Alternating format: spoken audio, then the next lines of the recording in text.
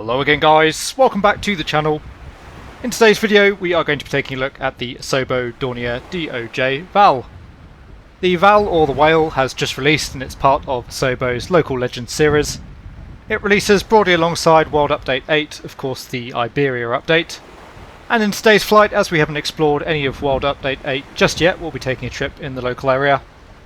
The VAL is a float plane, so we're obviously going to be departing and arriving onto the water. We'll be departing just outside the town of Campamento, heading past the Rock of Gibraltar and making the short hop over the Straits of Gibraltar on towards the Spanish autonomous town of Ceuta. It's going to be quite a quick flight, and indeed it's going to be a reasonably quick review. I think that the Local Legends series probably doesn't warrant us spending too much time on the aircraft.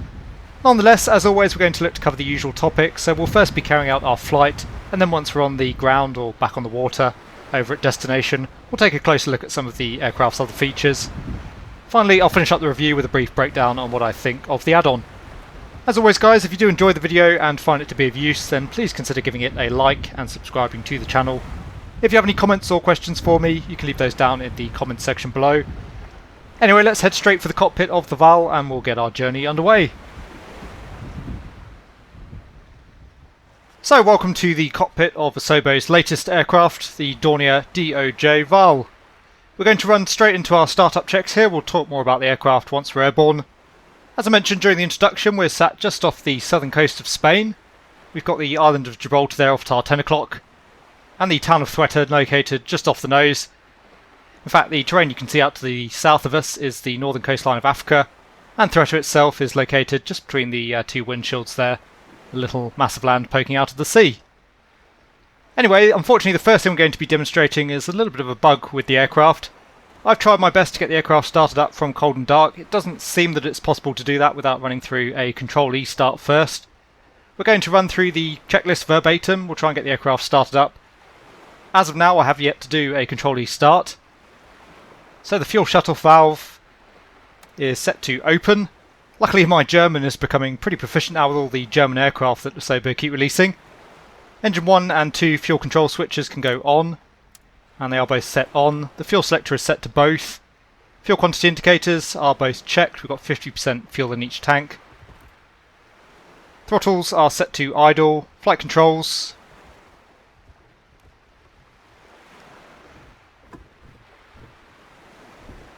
Control sounds are nice overall. Probably using the default sounds though there actually, by the sounds of it. Anyway, flight controls are free and correct. For the engine start, the condition levers, according to the checklist, but I think mixture levers would probably be more accurate, are set to fully rich. Engine start switches. So again, we haven't tried a Control-E start yet. We'll try and start the front engine.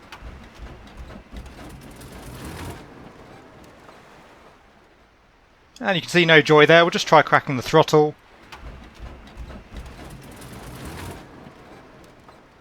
And again, the engine doesn't want to catch. I have invested quite a bit of time trying to get the engine to catch without carrying out a Control-E start. I haven't figured out a way yet, so we'll do one now.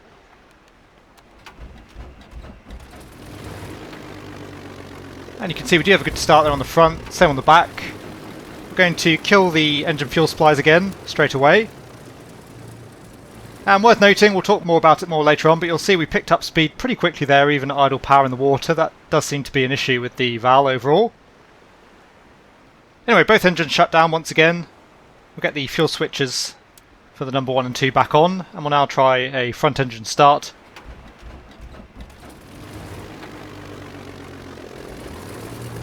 And you can see we now have a good start there on the front engine, so there's obviously something, having run through the Control-E start there, that's being actuated, which isn't part of the aircraft systems, at least that I can see, and it's not mentioned in the checklist.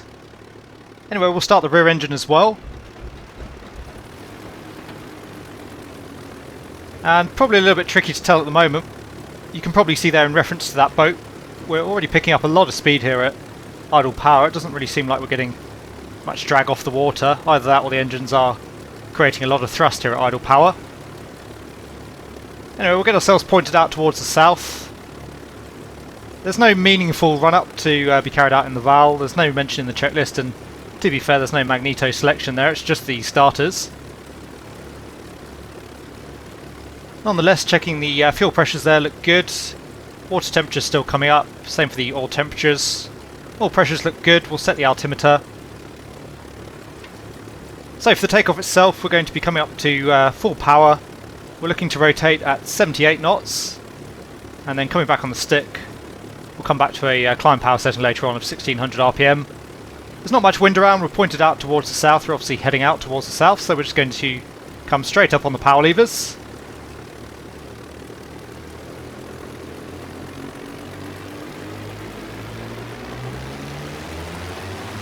Engine sounds are so-so, they sound okay at full power, they're a little bit meek at idle power I would say.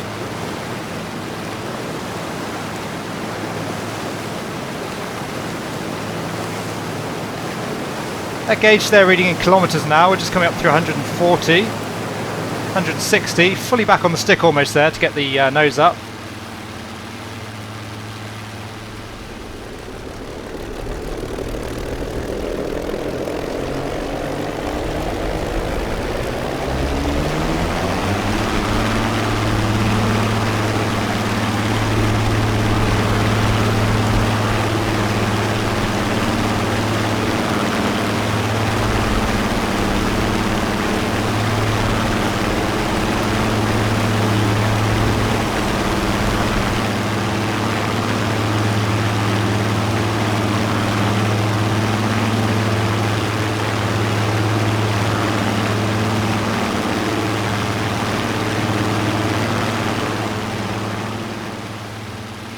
So the rotation speed in the manual is in knots, the gauge there is kilometres per hour.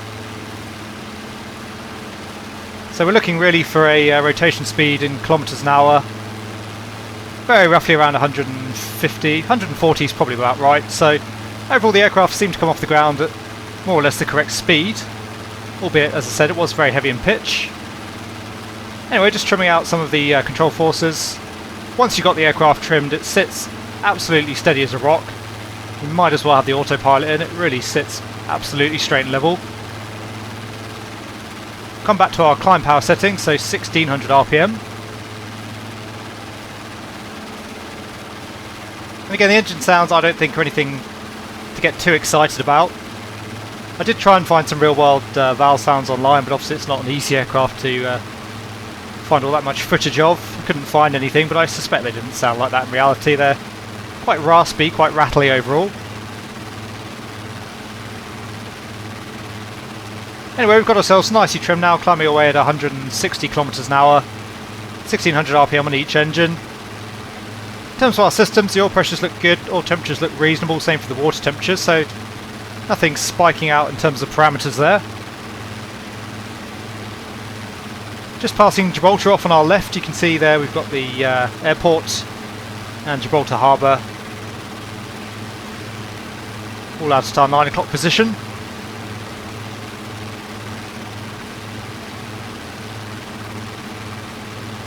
The cruise ferry terminal's out towards the north.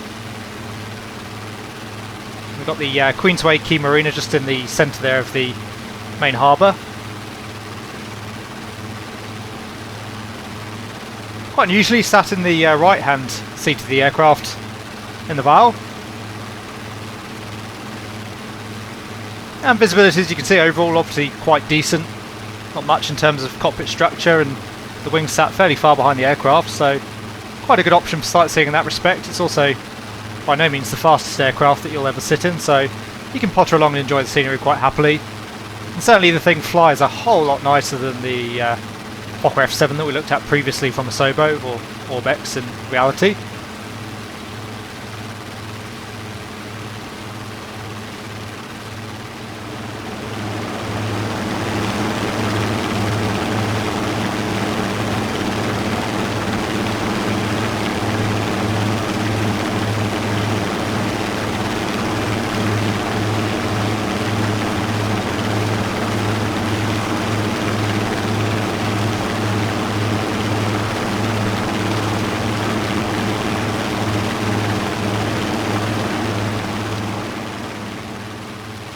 Anyway, leaving Gibraltar behind, that's an area that I plan to explore a little bit more thoroughly at a later date. We'll turn back towards the south. It's going to be a nice short run, as I mentioned during the introduction, and you can see for yourselves. Not much distance between us and the town. That's all we're really going to need today to test the flight model. With it being a default Asobo aircraft, obviously we're not looking at anything particularly noteworthy in terms of flight modelling, though I will say that I think the Val is probably the best of the Asobo aircraft to come out so far in terms of the flight model. And again, it's nothing special, but it's considerably better than the Fokker F7, and I would say slightly better than the JE52 as well. Definitely felt a little bit heavier on the takeoff, and feels a little bit heavier in general.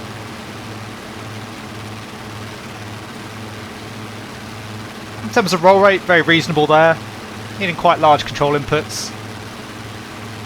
It's a little bit deceptive flying the Val actually. It looks like you're flying a slightly different attitude from the one that you actually are, with those two windshields canted out at an angle. So it does take a little bit of getting used to.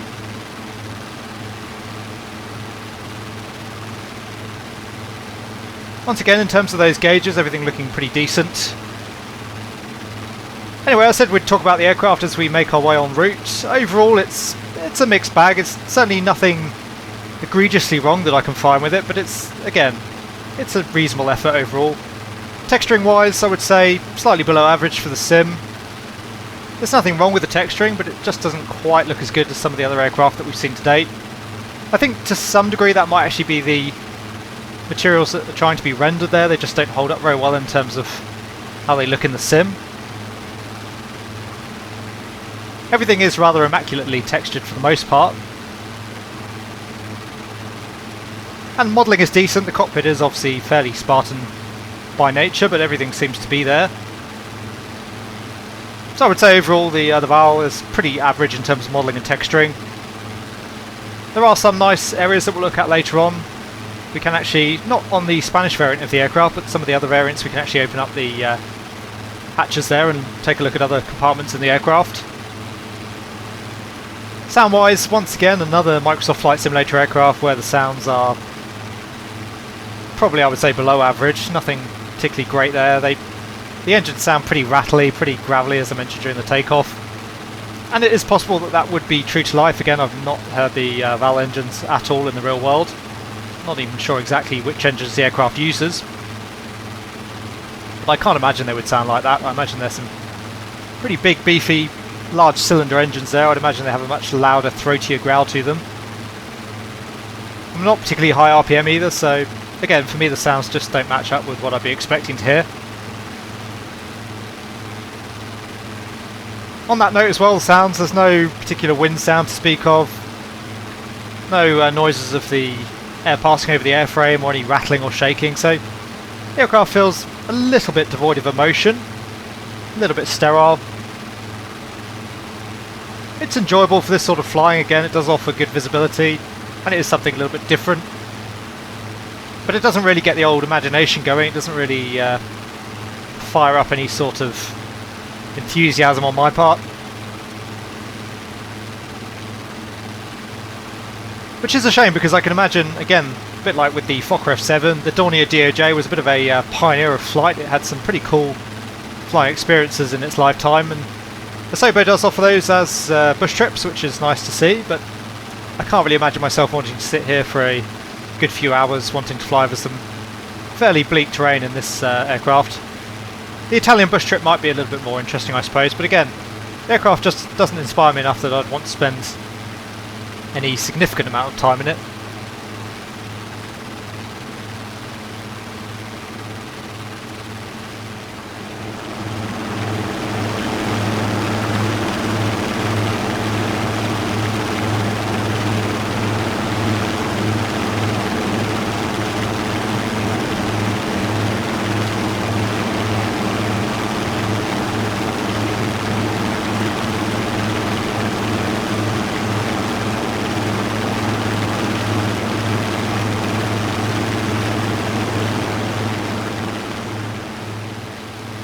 So textures and modelling, I would say textures are average, modelling up to the usual standards from Asobo, which is generally pretty reasonable. Sounds much the same. Flight model again, above average for an Asobo aircraft, broadly on average for most other aircraft in the sim. Just do a couple more banking manoeuvres here just to get a bit more of a feel for the flight model.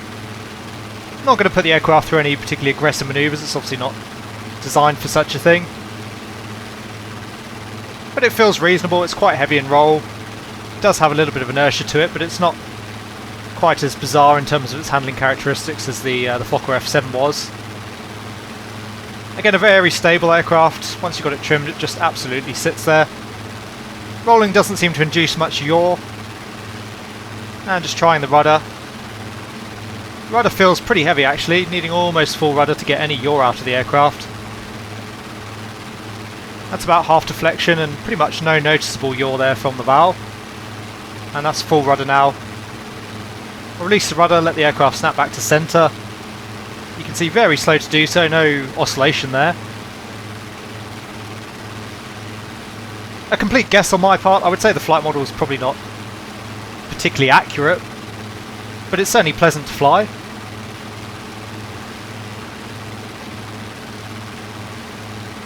Systems wise, of course, the aircraft is pretty straightforward, there's not really a whole lot to talk about there. But everything seems to work, everything seems to be clickable. Again, just that Control-E engine start issue that we had. I've had a good look around the cockpit, I couldn't find any other controls. The only one really worthy of mention there is the trim. Other than the Control-E issue though, which I'm sure can be fixed up, the systems seem decent enough, and again everything in terms of our gauges there, broadly within limits.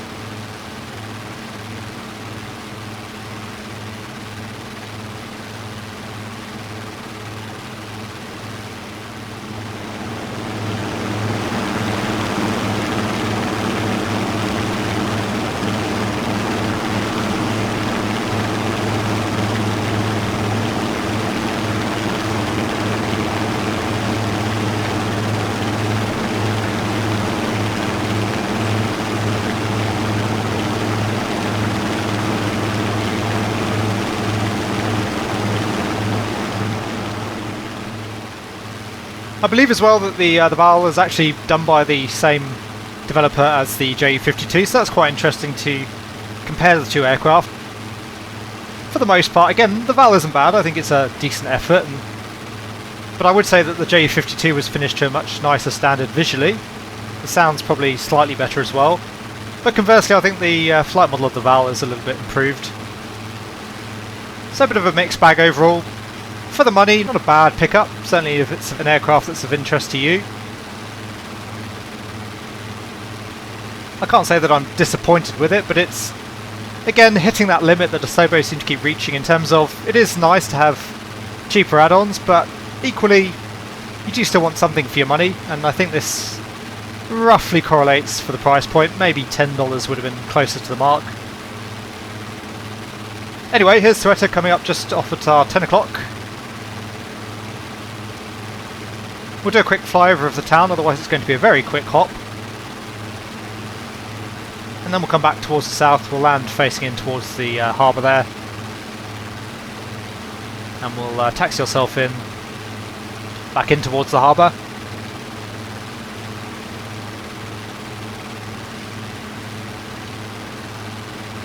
Speaking of landing, that does bring me on to another point. Obviously, unlike the JE52, the VAL is purely a float plane. I suppose really a boat plane.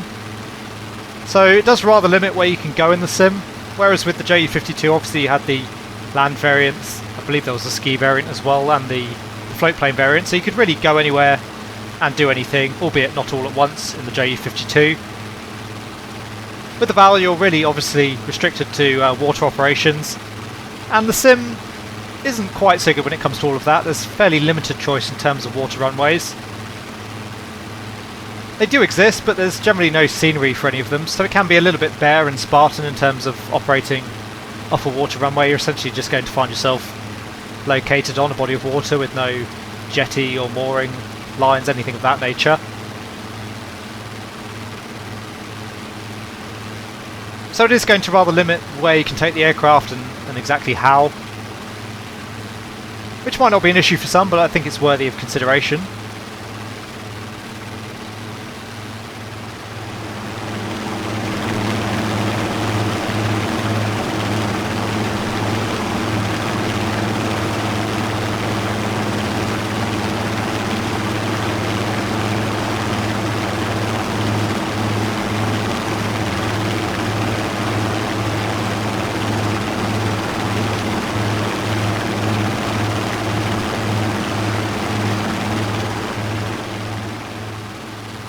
Overall, I am enjoying the flight. I feel though that I say that in most aircraft reviews, as I generally enjoy reviewing aircraft and taking a look at different add-ons. But again, the VAL is reasonably good fun for pottering around and exploring the scenery. It's just not an aircraft that I think I'll be heading out and again in a hurry.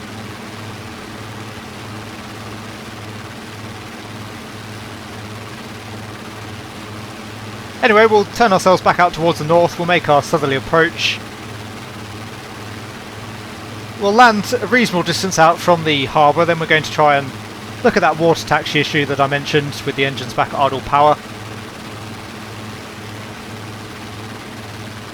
But it seems to me the engine's probably idling a little bit high in terms of power output currently. You really do pick up quite a bit of speed in the water, and the VAL itself is not the most streamlined aircraft, so I suspect it would have quite a bit of drag in the water.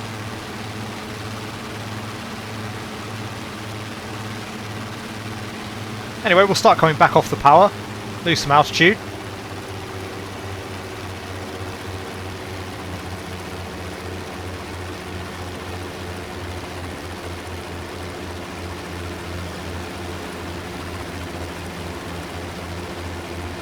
Checklists that come with the aircraft as well are fairly brief, there's not too much there, but again, the aircraft doesn't have a whole lot in terms of systems. For example, there we go straight from the cruise checklist to the securing checklist, more or less.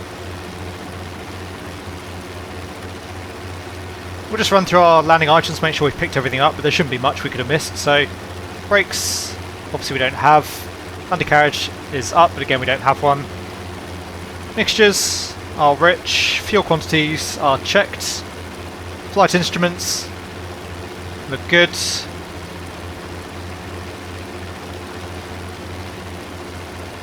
I'm noticing a little bit of stuttering with the aircraft, but that does seem to have been an issue for me with the previous sim update. I'll talk about the FPS at the end, I haven't actually checked that out for myself yet. Anyway, we'll come all the way back to idle now on the throttles. Speed really dropping off there. We obviously don't really want to be getting any slower given that rotate was around 140 knots. The aircraft still feels reasonable in terms of its handling at current speed though.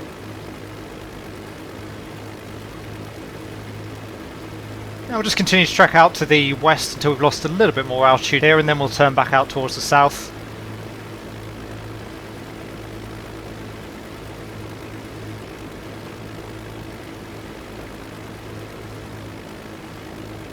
A little bit tricky to really see our altitude on the altimeter there. It's obviously the typical old style altimeter that really only gives you thousands of feet.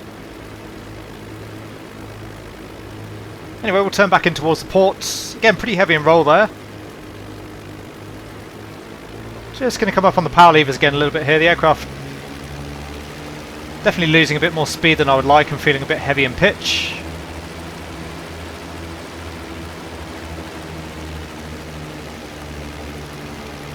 Now that we've got some trim in the aircraft, definitely not as heavy as it was during rotation.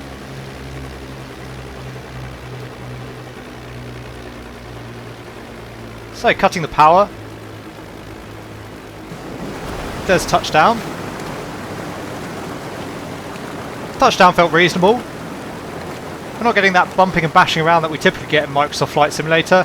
If anything, the aircraft is actually incredibly placid on the water, but I think that's actually slightly preferable for me, as opposed to all the movement that we typically see in the sim, which is a little bit overdone currently.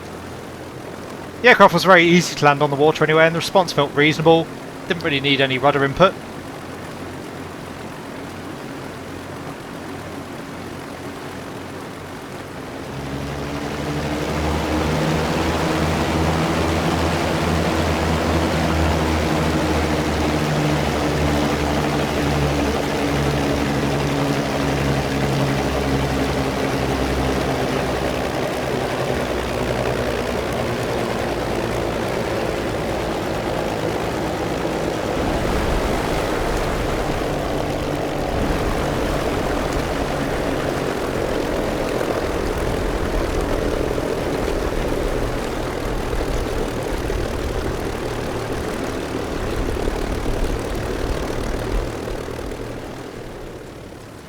Okay, so we're just approaching the harbour. We've let the aircraft drag through the water now for quite some time.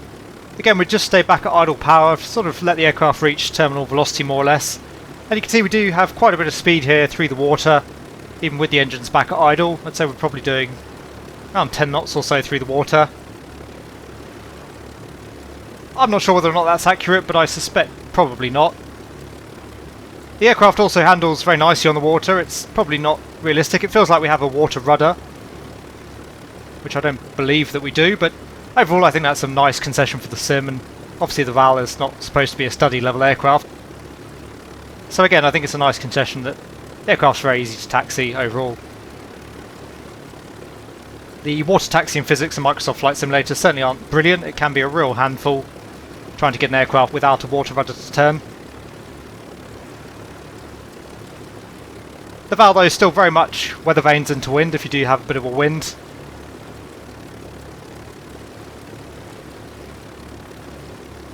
Anyway, we've got ourselves safely into the safety of the harbour now, so we'll run through our securing checks.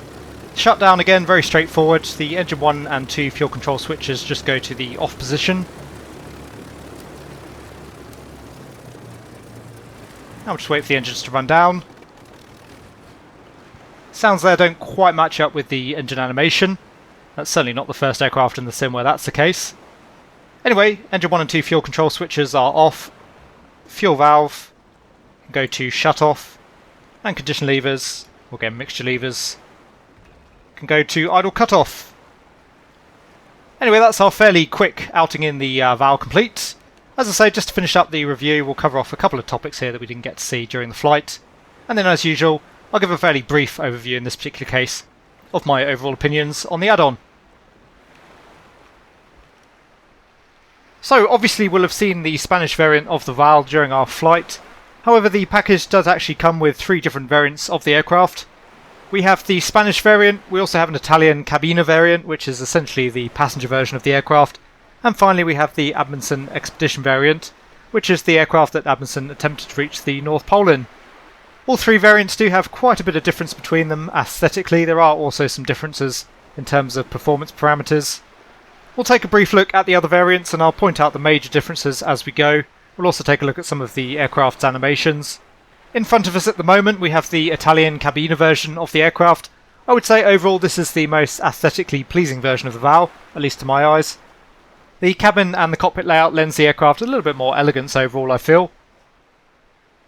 The cockpit of the aircraft is also quite different in terms of aesthetic, a little bit more refined. Nonetheless, the system's architecture is broadly the same. Modelling is done to the same standard. I think that the textures hold up slightly nicer on the cabina variant. We also get a nice single piece windshield, which again I think is a little bit more aesthetically pleasing, and also I find a little bit better for visibility overall. Apologies in advance for making anyone seasick, but the aircraft does also come with a modelled interior cabin, which is done quite nicely. A little bit the same as with the Fokker F7 though, it's not particularly easy to get to. I had to use the external drone cam here. Nonetheless, the cabin does have a functioning entrance door, which is nice to see. And similarly, you can make your way up into the engine compartment. The engine has been modelled. It's somewhat crude in terms of Microsoft Flight Simulator levels of modelling, but at least it's been done nonetheless. Lastly, we have the Adminson Expedition variant of the aircraft. I think this is my favourite airframe of the 3 overall. It has the most character, it has the most interesting history to it as well. It's modelled and textured to broadly the same standards as the other 3, and overall the aircraft does look quite nice. It would have been nice though to perhaps have some period accurate pilots, and given that Asobo is putting out all of these period aircraft, I think it's about time that we had some accurate vintage pilot models. Again, the texturing and the modelling standards broadly the same. I think again that the Adminson version looks slightly better than the Spanish version that we looked at. One nice feature of this particular variant, the forward porthole there does actually open. We'll take a closer look at that in just a moment's time. But as I say, I think this is the most interesting version of the aircraft, as we do have the period accurate features of the aircraft that were fitted to make the expedition out towards the north. Visibility is also somewhat improved there with those single piece windshields as opposed to the Spanish variant where you have the metal pillars running up the centre. Anyway, coming back down to that forward porthole, not only does it open, but we can actually make our way there into the bow of the aircraft. It is a little bit fiddly to move around the aircraft using the default cockpit controls. You do get stuck on a lot of invisible walls, but overall it's possible.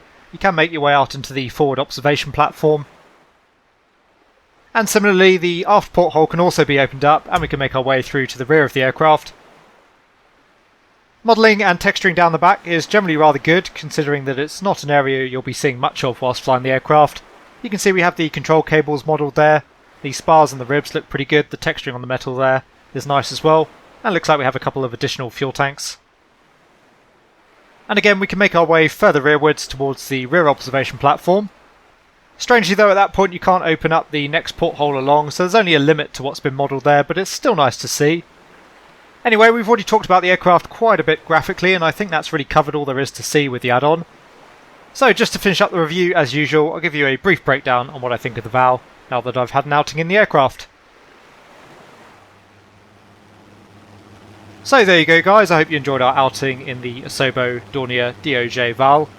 I will say that it is significantly better than the Fokker F7, somewhat on a par with the Ju-52, better in some areas, worse in others. I think we had a pretty good opportunity to discuss the aircraft during our flight, but we'll briefly run through all of the various categories once again. Texture and modelling wise, nothing special there, not bad by any means. The aircraft looks pretty decent, especially from a distance. I think it's broadly done to the same standards, again as the local Legend series, although not quite as nice as the Ju-52. Flight model, I would say slightly improved over the Ju-52. It still feels reasonably default in nature, but the aircraft does feel heavy. It's a struggle to get off the ground. It doesn't feel particularly overpowered, except in terms of that water taxi speed. A nice response in roll, reasonable response in pitch. The rudder didn't feel particularly great. But then again, I suppose in fairness, for its size, the VAL doesn't have a particularly big rudder surface area, so that behaviour could be accurate to the aircraft. Systems depth was fairly shallow there, again to be expected from a default aircraft, but all of the aircraft systems seem to be working. Sounds I wasn't a big fan of. Generally speaking, it seemed to be the default Asobo sounds in terms of the aircraft sounds, and in terms of the engine sounds there, they sounded okay at certain points, but for the most part they sounded rather underwhelming and not really like the type of engine sounds that I was expecting. Again though, that's conjecture on my part. I did go away and have a quick look and I couldn't find any real world recordings of the VAL engines running. Lastly, in terms of immersion and atmosphere, again I found the aircraft wanting. It's pleasant enough to cruise around in, taking the scenery at a nice slow pace, and it's something different, it's something interesting. But overall the aircraft doesn't feel particularly alive and it doesn't really fill you with any sense of exhilaration or enjoyment. A few little bugs I picked up along the way. As I mentioned, some of the hatches work and some don't, so that's a little bit strange. No smoke during the engine startup. Again, pretty disappointing that we're seeing default Asobo aircraft there not making use of the sim's native effects. That seems a bit strange to me. We looked at the Control E start, and again I did put in some degree of effort there to try and start the aircraft without using Control E, and I couldn't figure it out for myself.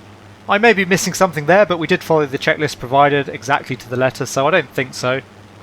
Cabin accessibility was hit and miss. Again, you can move around using the cockpit camera controls, but there are only certain areas that you can access, and it can be quite fiddly to do so. The prop discs on the aircraft I thought were pretty ugly. Externally they don't look great. Same on the internals, to be fair. And the water physics, pretty average there, not really much interaction with the water overall, but I actually found that to be somewhat of an improvement over the typical water physics in the sim.